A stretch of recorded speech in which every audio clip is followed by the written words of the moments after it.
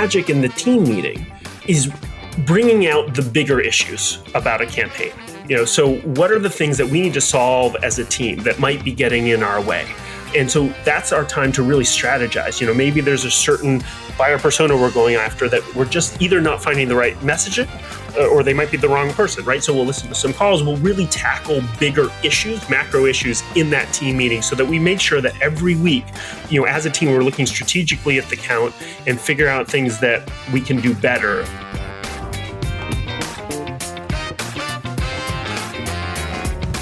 Hi, friends. Welcome to the Sales Enablement Podcast. I'm your host, Andy Paul, and that was David Kreiger. He's the founder and CEO of SalesRoads.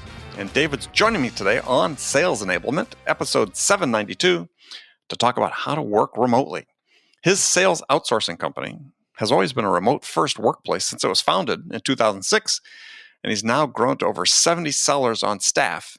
And David and I are going to dig into his 4 essential building blocks for how to effectively work remotely and how to manage remotely as well.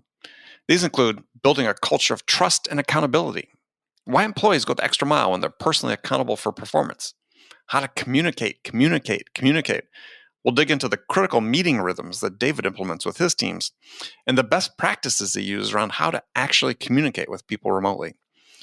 We'll talk about how to boost morale and combat loneliness, because that's certainly one of the potential impacts of working remotely.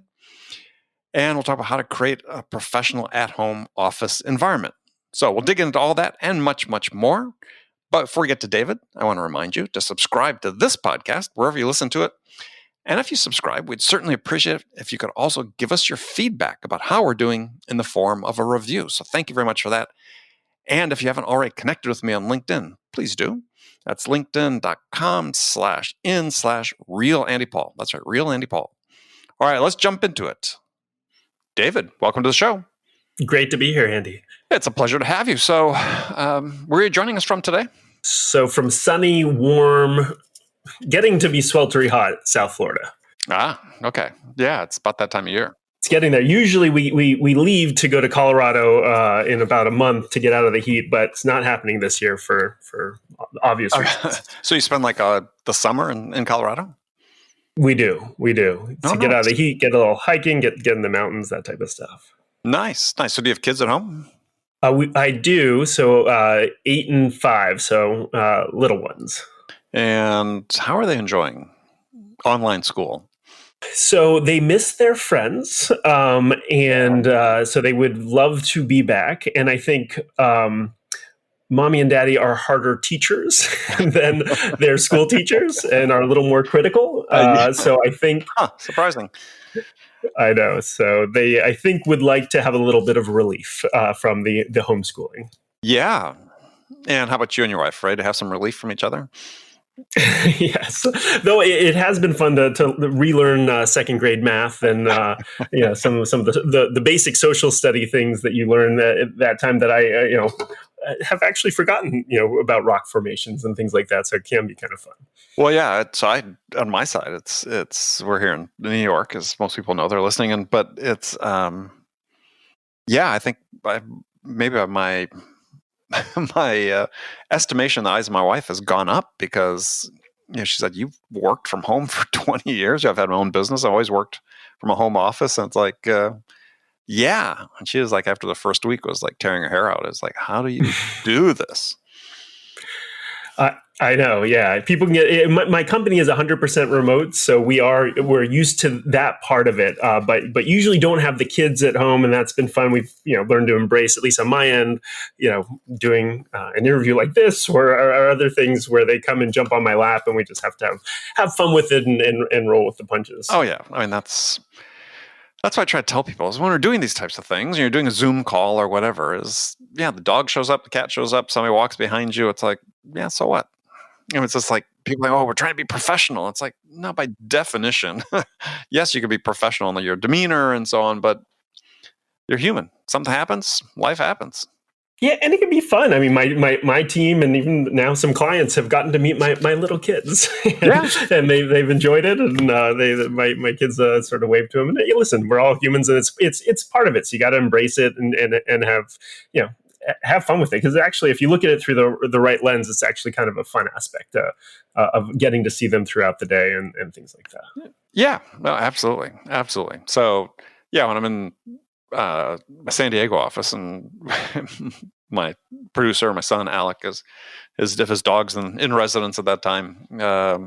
Yeah, she becomes the podcast dog. So all good, all good. So so you mentioned about your company, SalesRoads. So what does SalesRoads do?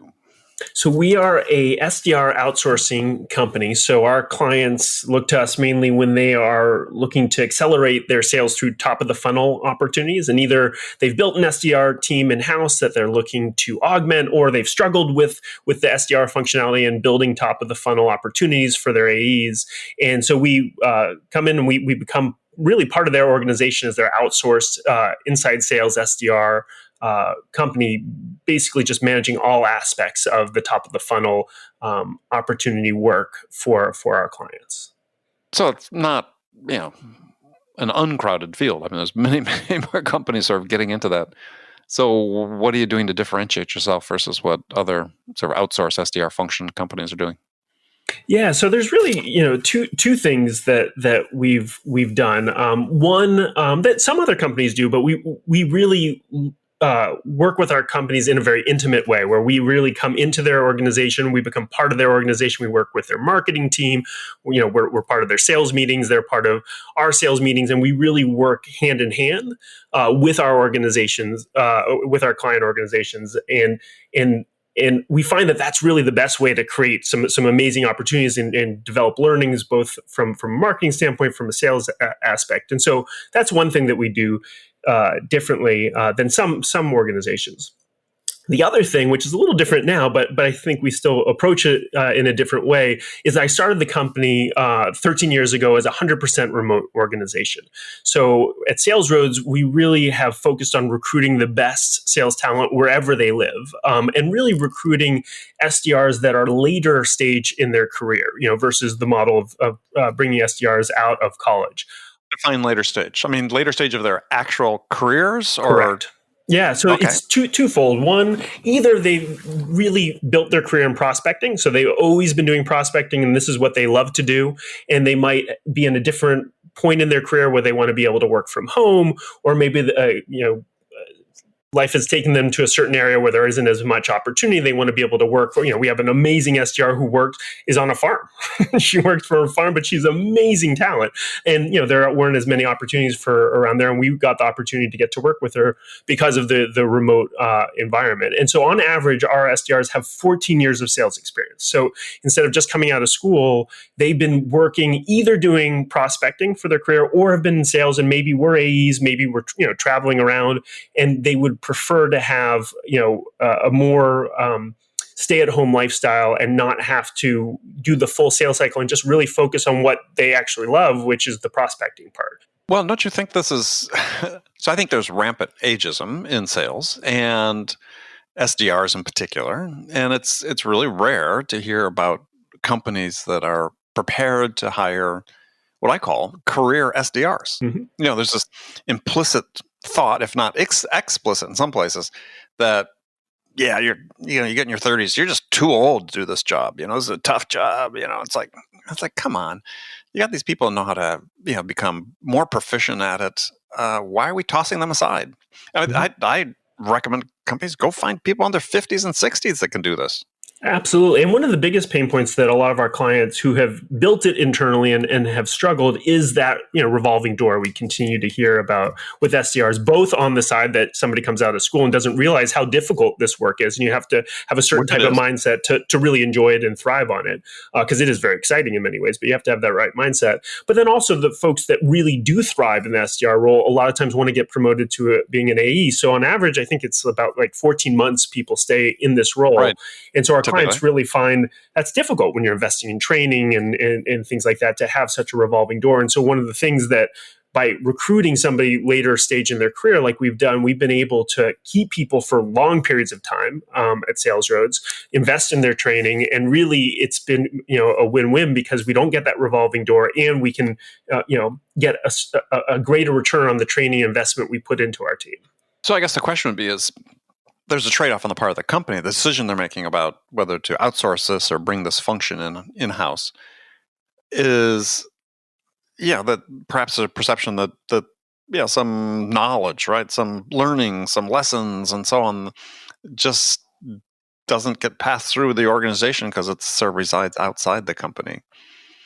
And so, how are you dealing with that?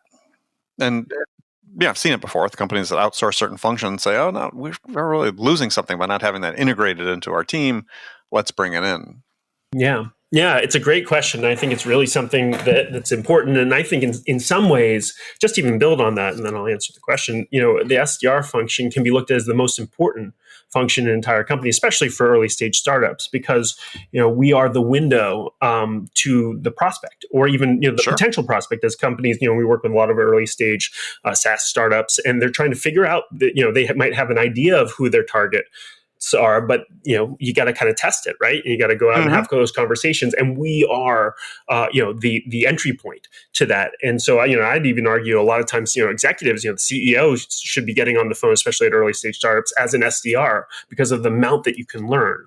So the reason that we've been able to make it work goes back to the first point that I talked about, is to really do this well, both to create the right types of opportunities and appointments for the AEs, but also to not only have the knowledge transfer, but also to be able to pivot, pretty quickly and make adjustments. Is you've got to incorporate yourself into the organization as if you are an internal department. And you've got to be able to have regular meetings. We're on our client Slack. We're not only meeting with the person who's managing us. We're also meeting with the marketing team. We're filtering back information on a regular basis as far as what data they're looking for in reports and call recordings. And the back and forth communication is so critical. And if you do it more, what I would say kind of like a vendor model, where you're just booking appointments and sending them over to the AEs, and that's kind of just your responsibility. You might book some good appointments for them. They might get some opportunities, but you lose everything that you just talked about, which is so critical for an organization to be able to get the learnings, to be able to pivot to potentially a different market, to be able to iterate the language. So, for what's working. We might stumble upon a certain way of framing something or saying something to a prospect that marketing should pick up on, right? Internally, and vice versa. Sure. And Absolutely. so you've really got to put yourself within the organization, which is what we do with our clients, to make sure that knowledge transfer happens. And then, the reason why a lot of our clients will at least initially do it with a company like ours is that it is very difficult to build and to do right, and to make sure that you don't have that revolving door. And so our clients really love the fact that we can really take over that aspect of this for them as they are trying to scale their company. Really, they can trust us to build this right, to use the best practices. They don't have to think about that. They can really be working on their product, working with their AEs, working on the marketing, and it's one less thing that they have to worry about. And then at a certain point, if they grow to a certain scale and they want to bring in somebody to really manage this department and grow it, we've worked with our clients on that type of transition. But really, at a smaller scale, it's hard to do this well unless you really invested in bringing the talent to manage something like this internally. All right. So if you're running a sales team and you say, okay, look, we're going to outsource this functionality, what are you seeing? What is sort of that point in time? Is it once the SDR team reaches a certain size, or what's driving the decision to bring it back inside? It varies. I mean, we've been with clients through forever, and they stay with us just because they want to. But there are certain times, So there isn't a perfect timing, but I'll say at the time where they're willing to invest in an executive level person to really manage the SDR team, not necessarily, that's when you can take it in-house. But if you don't have somebody really managing it and knowing how to build a high producing SDR team, more often than not, either your team isn't going to be hitting their quotas, they're not going to be doing well, or it's going to be taking time away from either the CRO or somebody else within the sales team to manage this part-time, which isn't the most effective use of their time when they're trying to really scale the company. Okay. All right. Well, what we're going to transition ourselves here is because what we really wanted to get into was working remote and managing remote teams, high-performing remote teams. And I don't know, I'm looking at the landscape of what's going on, and I don't know, but this is not a genius insight or anything, but we're certainly going to see remote work, I think, being a more permanent part of the landscape. And as you said, you've worked remotely since the beginning, so we wanted to touch on some of that. But are you seeing that as well?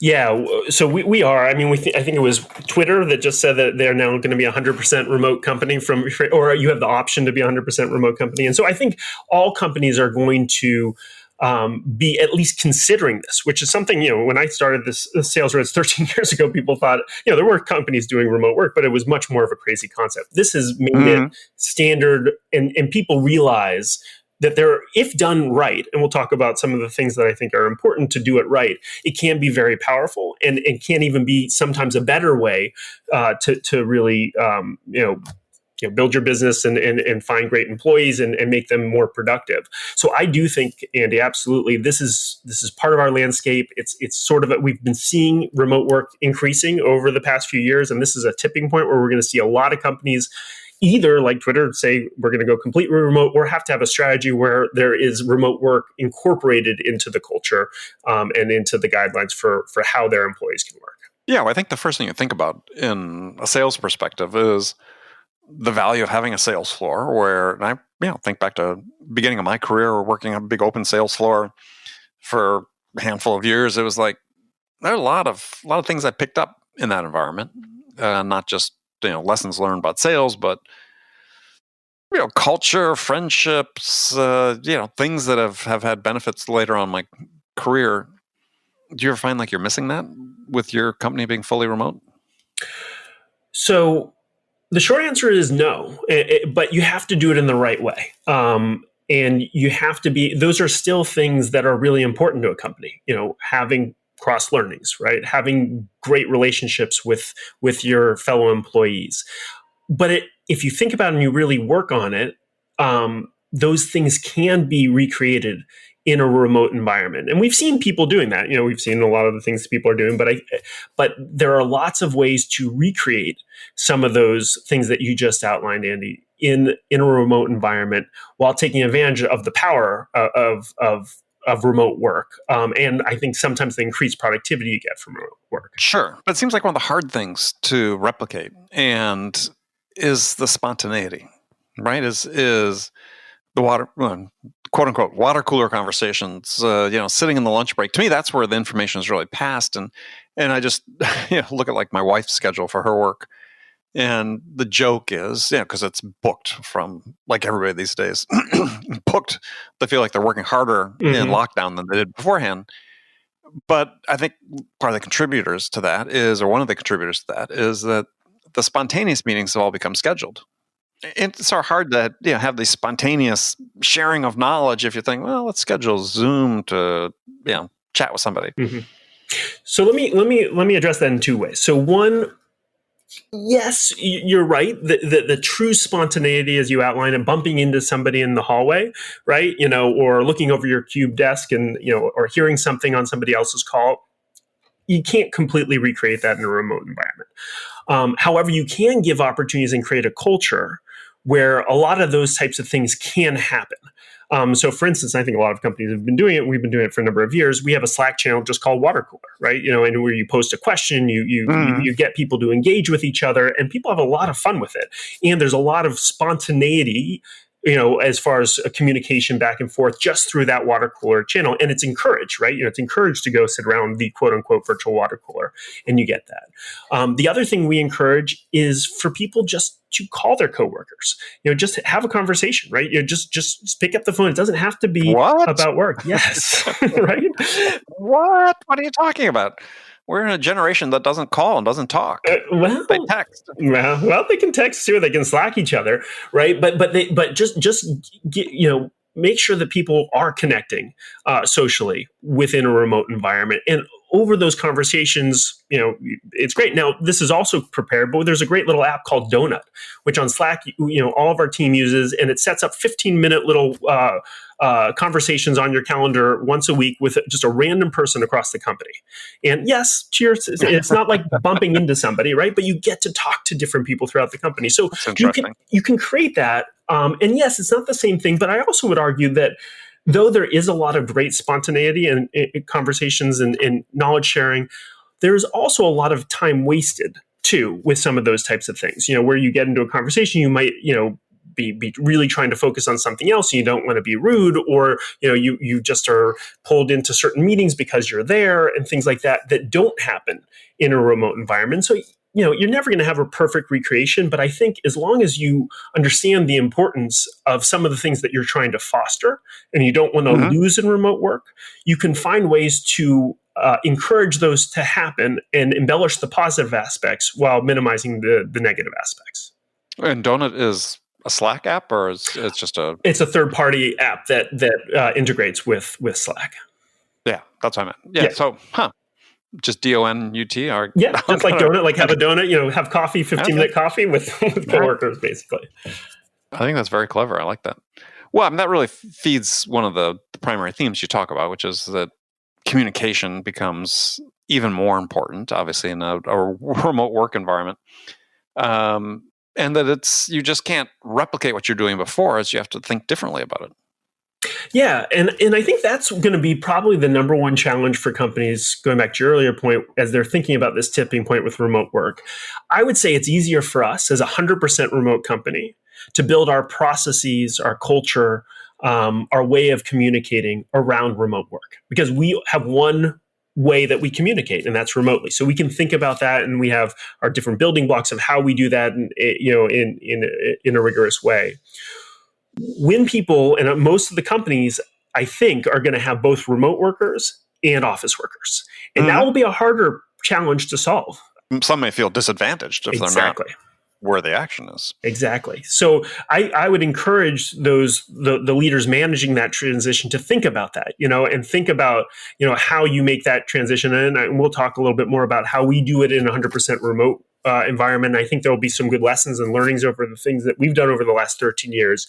But I do acknowledge it will be slightly different for companies who are trying to manage this by doing both. And it will have its own unique set of challenges. Yeah, well, we see this in the way we're implementing sales process and tools and technologies, is that by and large, you look at the way people implementing technologies, they're basically automating what they were doing before. And then wondering, well, why aren't we getting improved results out of this? Right, exactly. It's a good analogy. Yeah. So it's really a problem. I was just going to go through. I was thinking of some of the practices you have. So you have a daily huddle, and companies do this. I'm a big believer in this: a stand-up meeting at the beginning of the day. 5 minutes, 10 minutes, but you seem to have really sort of streamlined that, because you're talking about doing it as little as 3 minutes. So what takes place in this daily huddle? Yeah, and I think the daily huddle is really important. It's critical in a remote environment, and I think to your point, it can be used in a regular environment, and it's important just to make sure you've got constant communication. And so, what we do is we have it's one time of the day, in different, every team has their own huddle with their team lead, and we start off, first. Well, first of all, how big is your sales team? So we're about 75 total. Okay, all right. And how are the teams set up? Are they geographic or by account? Or? By account, by different clients. Okay. So it's huddle by client. Huddle by client, okay. And so what we do is we have a very quick check-in, one word, and that's one important thing also in a remote environment. You just want to always be able to check in on your team, because you can't see them, right? You don't see their body language as they're walking through the hall and things like that. You want to just know where they are, right? Quick one word, check-in, and you can kind of hear from either the word choice or the way they say it. The leader just needs to be in tune to how that person's feeling. Do they have energy? Do they not? And keep that in mind. You might want to take something offline, because you just got to know how your team is doing in a virtual environment. Then they shout out their key KPI for the day. Usually it's, number of appointments they're going to hit for that day. And then and this is another critical thing, and probably the most important part of the daily huddle, is anyone stuck on anything? Because both in a regular environment, but especially in a remote environment, if there are blockers, if there are things that whether it's a lead list or maybe a certain objection or things like that, if you can have an opportunity to get that out of the way and solved on a daily basis, in a team setting, it just allows your team to pedal faster. And so that is anyone stuck on anything is so critical in that huddle. And if it's something really quick, you can solve in the huddle. Otherwise, you just take it offline. Otherwise, you obviously can't stick to the 3 minutes. So, and in those huddles, because they're organized by account, is the account liaison or whatever that person is, are they in that as well? The person that works for your customer? So the client isn't in there, if that's what you're asking. So the coach who is coaching that account, those SDRs on the account, is the one who leads it each day. Okay, got it. All right, so you have your daily huddles, which again, great idea. Your weekly team meeting. So I presume outside work hours, you have a longer timed meeting, if you will. Exactly. And so what's the agenda for that? Yeah, so that will go more deeply into the KPIs. So we always anchor ourselves with metrics. How are things? How are we doing? Going towards quota as a team, by individuals, looking down at some of the sub metrics as far as conversations, conversion rates, touches. So we ground ourselves in the metrics, and then we talk about our key priorities for the week. It can be grounded in metrics, but it could be part of something that we took out of a coaching session. What are the key things that we're working on personally? And then the magic in the team meeting is bringing out the bigger issues about a campaign. So what are the things that we need to solve as a team that might be getting in our way? And so that's our time to really strategize. Maybe there's a certain buyer persona we're going after that we're just either not finding the right messaging, or we're not targeting in the or they might be the wrong person, right? So we'll listen to some calls. We'll really tackle bigger issues, macro issues in that team meeting, so that we make sure that every week we're looking, as a team, we're looking strategically at the count and figure out things that we can do better as a team. How about training? How do you integrate that? And so again, just for people to sort of make sure they're keeping the right focus on this, these are best practices for working remote, because, hey, with you managing your sales team, because new reality that's coming, that we'll always have some fraction of what we're doing remote. Mm-hmm. Yeah. So if there is some training maybe on a new product or service that that might take place there, or maybe there's a new technique that we're using company wide or things like that, we could fit that into that discussion area.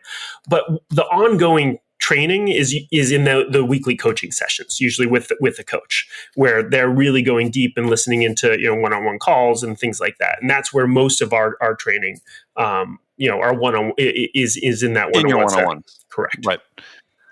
And when do you hold? And this is an important question I'd sort of brought before, but when do you hold your weekly meetings? Because this is so important that to get good participation in the meeting, to get people to be engaged in it. My belief, as my experience has always been, is that A, you have to take it outside selling hours, and B, is you have a really tightly defined agenda, and you got to follow the agenda and stick to the time frame that you set out for it. Yeah, so we have a very strict agenda and time allocated to each slot. So absolutely, so we stick to that. As far as because we have people usually on different coasts and things like that, we do usually do it in the middle of the day, which isn't necessarily the best time, but it's just to sort of accommodate for different schedules, and usually in the middle of the week. So we've got sort of a part of the week where we've got some things that are fresh, and then we can implement them for the rest of the week. You say that one of the things that you make a habit of, and this is interesting, is you make sure you record all those weekly meetings. Absolutely. Yeah, absolutely. And so do you have them transcribed? I mean, how do you distribute the recording or transcription to the team? Yeah, so two ways. One, we put into Otter so that anybody can search for something. I don't know if you use, so that's a great tool, and then you can just search and look up everything. And then we also have the video portion, because just in case anything was shared and people want to look at it, they can just access the video. And we just have that all on a little Dropbox area, and the Otter is just emailed to them. And so do you find that people actually using the recording or using the transcription? I mean, it's there in case they want to go back. I think that as long as they're attentive during the meetings, it's not as important, right? And they can take any of the key lessons or key things can be reinforced in the coaching session. So it's there if they need to go back and look at it. And maybe there was an objection we talked about and they just want to kind of go to that game tape, but it isn't, necessarily something we don't want them to be re-listening to the whole thing. That's kind of a waste of time, right? Well, I just wonder if they were like, a coach says, well, in the meeting you committed to XYZ, and anything they commit to. I think you misunderstood me. Yeah, well, you can go about it. Yeah, but any of their commitments, first of all, usually their commitments are based upon what their KPIs are and their quota. So that's all been hard coded for the month anyway. We can look right at the dashboard and see where they are and what they need to be able to do for the remainder of the month. And so you refer to your team leader sort of as coaches. So what background do they have? And this is the reason I bring this up is I'm increasingly vocal advocate for the fact that I don't think managers should coach. I think you should have coaches on your team that coach your sellers, because most managers are reluctant to dedicate the time to it and they're not very good at it, quite frankly. So who do you have as coaches?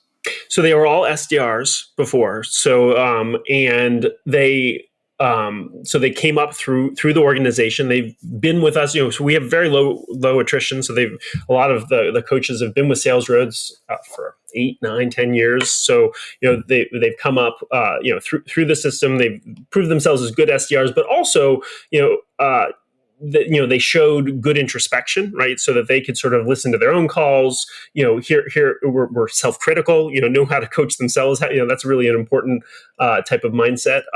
Absolutely, problem solve. Yeah, absolutely. And we're really, and I think a lot of people have talked about this, but we've really found it too, is that we want coaches who aren't the type that are just going to come in and we're necessarily the best SDRs, right? The best SDRs can be good coaches, but not always the case, because sometimes the best SDRs just have a great way of doing it and they want to tell everybody that this is the way to do it. And, I think the best coaching, and we've seen a lot of people write about this and talk about it, and we've seen it in action, is really the coaches who can ask just great questions. And they can hear something and they can just probe about it, and they can get that, and even better, they can get the SDR to probe themselves and be introspective and come up with the solution themselves, or be able to highlight the issue themselves. And so it's sort of that guide almost in those sessions. And so those folks who have that mentality, who have that type of ethos, really make the best coaches at our organization.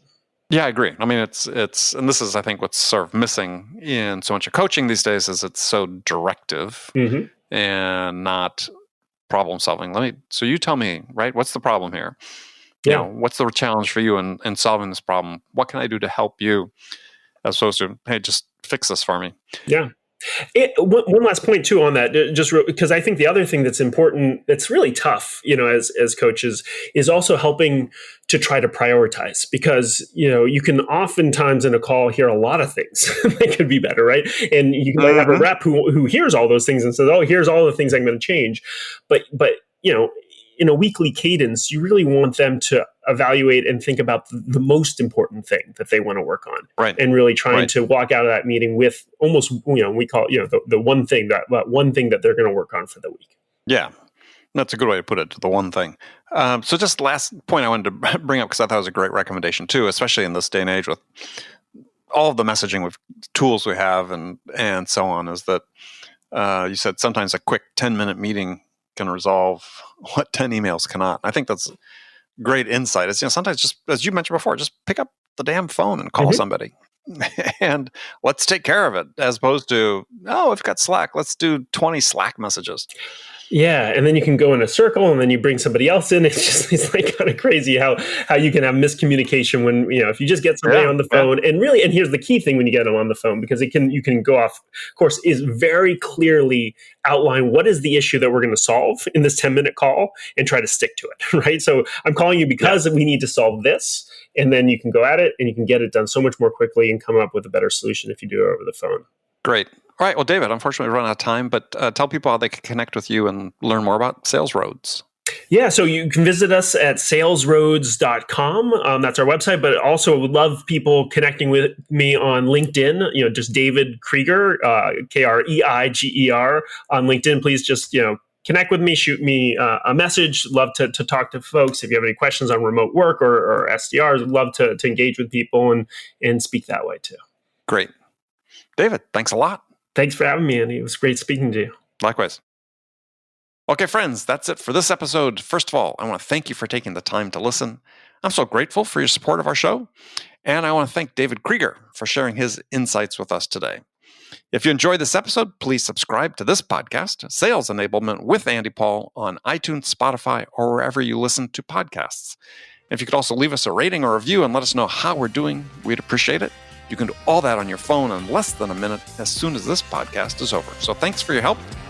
Thank you so much for investing your time with us this week. Until next time, I'm your host, Andy Paul. Good selling, everyone.